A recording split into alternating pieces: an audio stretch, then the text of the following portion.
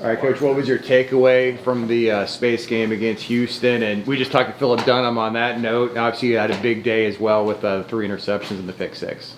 Yeah, just obviously really disappointed in not getting the, not finding a way to win that football game. And there's a stop somewhere in that game that we can get. There's a version of us that can find a way to get one more stop in that game to give us a chance to ultimately win it. So just real disappointed with our inability to do that, and football punches that way. So if you give them an explosive, if you let a third down get converted, or penalty or something along those lines, against a good opponent, a quality quarterback that has the ability to run the ball and get some of those tough yardage and stuff like that, and so anyway, yeah, just really disappointed, and then probably like specifically Phil, you'd love to really celebrate a tremendous performance on his part. And there's other guys that play well, don't get me wrong, but that's a unique night for a guy, and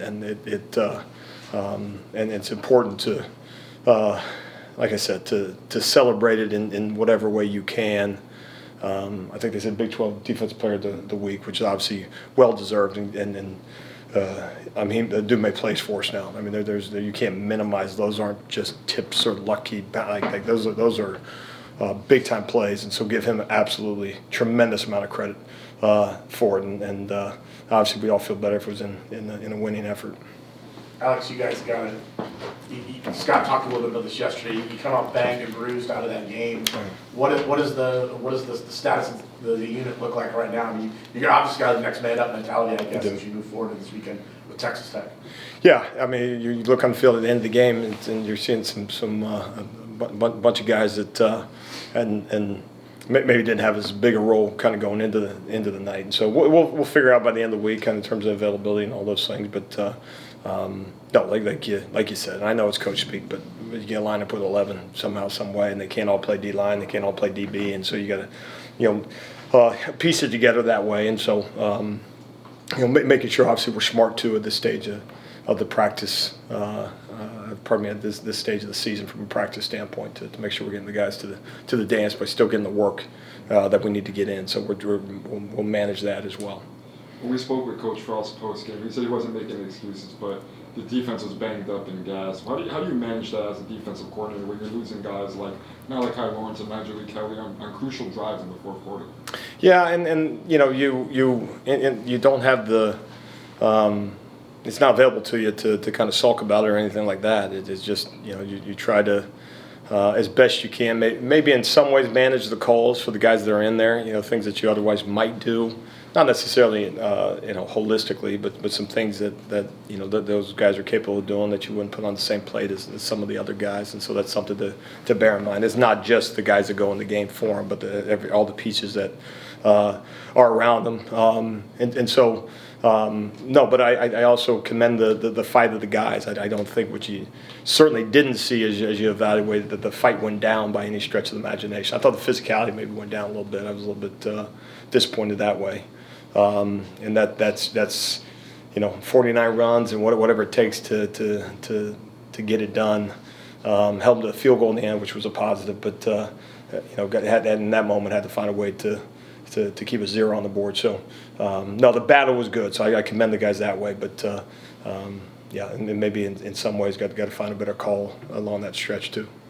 Earlier you said there's some places you got to make a stop. Might the end of the first half have been a drive where Houston gets into field goal range? It might have been a place there you'd have liked to have made. No, it is, and then that's the margin is so small. It just and for most people, it's not unique to us. But you're looking at it through the lens of what 3 points means in that football game. Well, we know now. In that moment, you don't, but you know now, and so is it being more aggressive in coverage? So we should, in an instance where we played zone, should have played man, and then the final completion we were in man. It's like, God dang, should we have been in zone and maybe had someone in the window, and so there's not a magic answer for it, and you drive yourself nuts doing some of those things, but you also can't then dismiss it and say, well, that happened in the first half, so that's inconsequential to the outcome of the game. That's not accurate either, and so no, those 3 points ended up being huge. Coach, you had 10 points off of turnovers in this last game thanks to three interceptions from Philip Dunham, the first time that's ever happened. in UCF history. What was it like to see him finally pick up a turnover this season, just one turnover this season, much less three?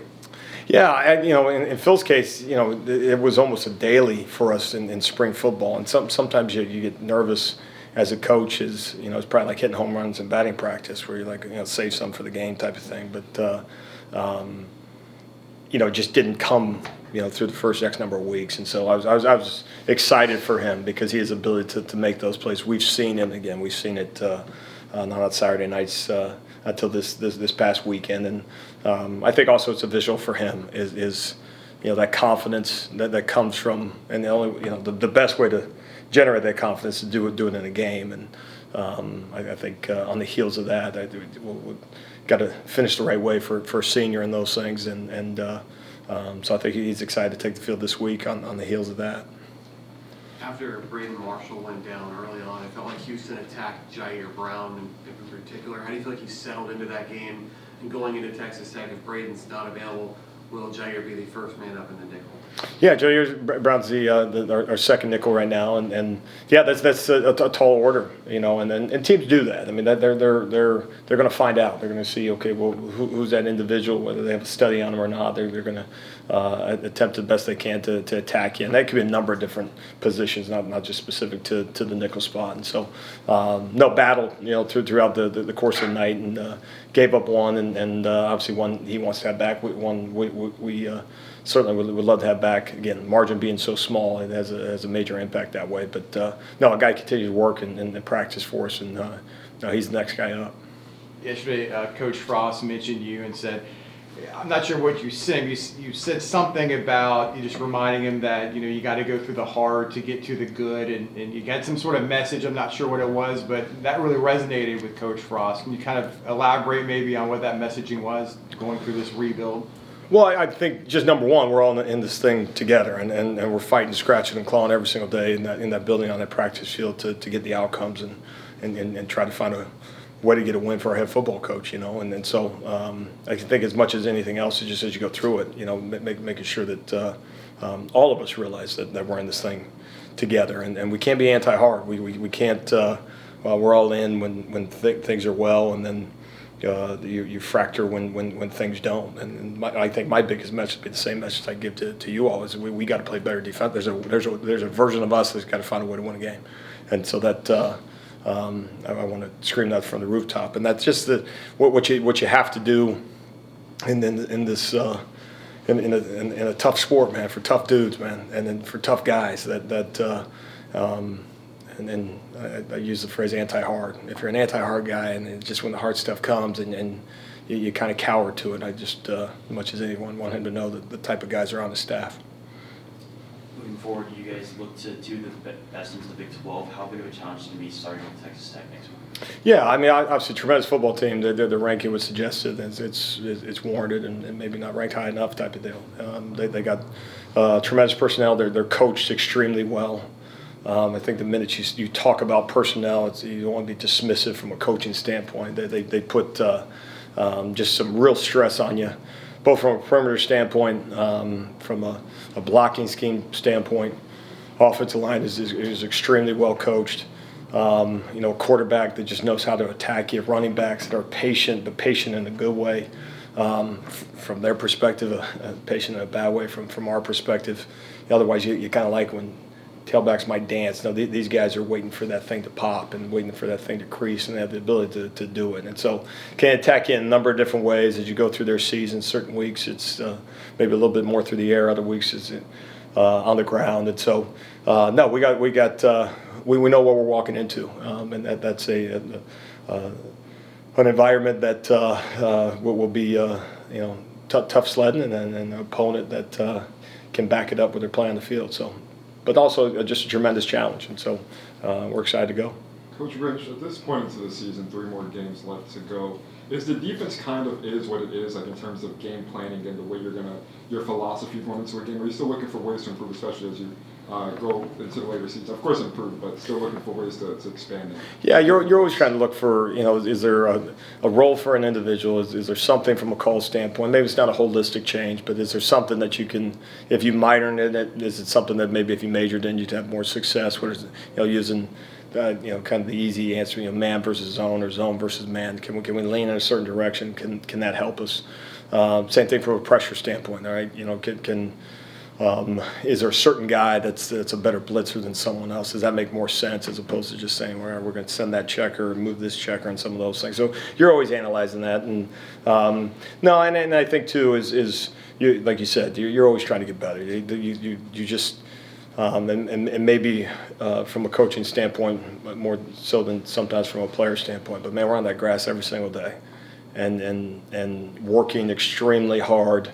And believe in the practice element of things and the improvement, the development.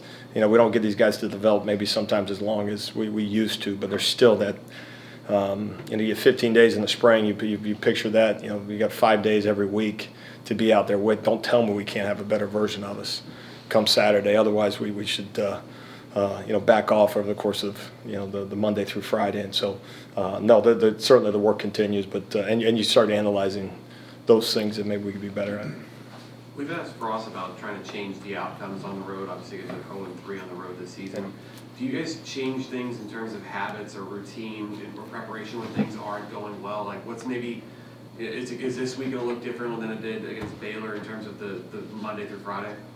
Not in a lot of ways. I mean, I think you have to analyze those things. I think sometimes too, it is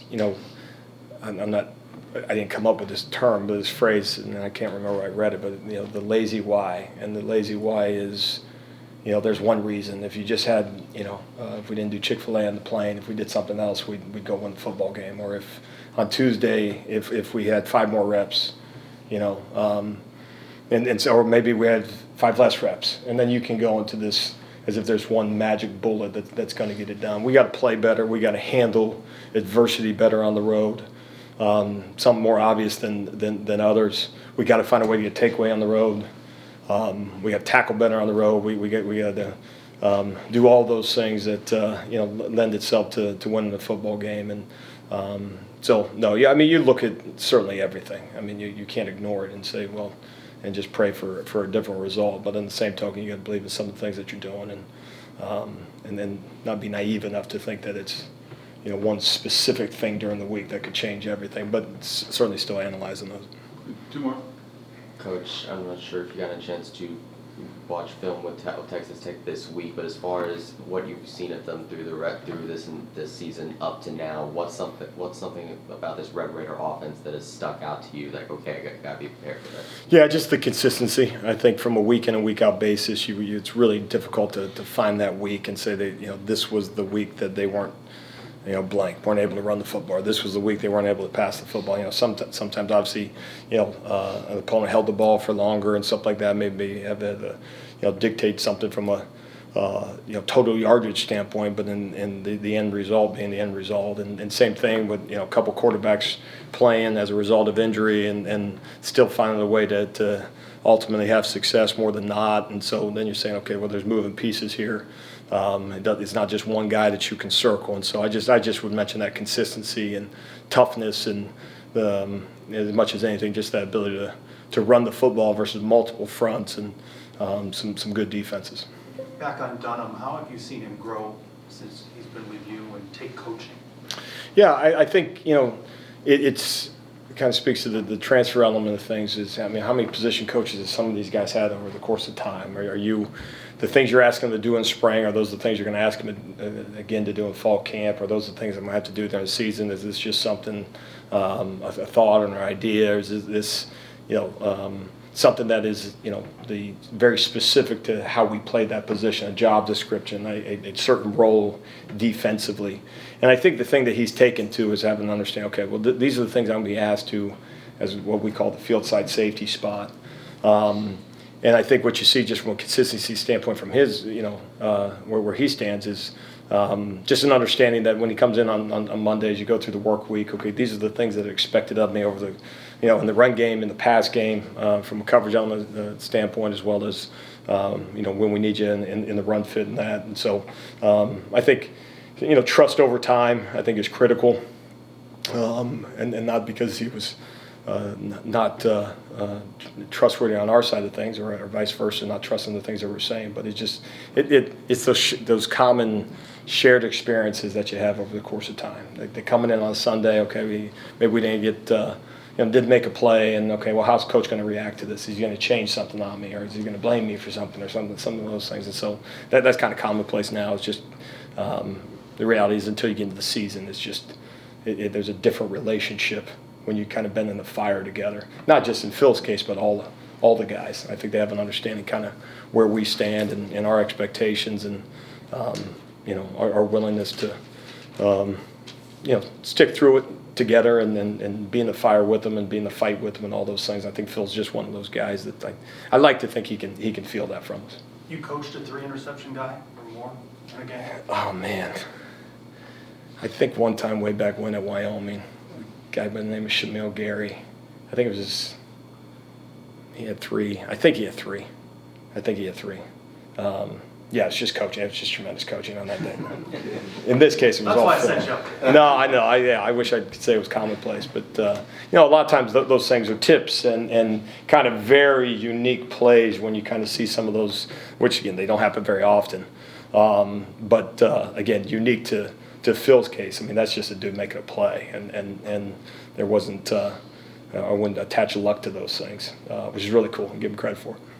All right. Thanks, everyone. Thank you all. Yeah, the other 3 interceptions.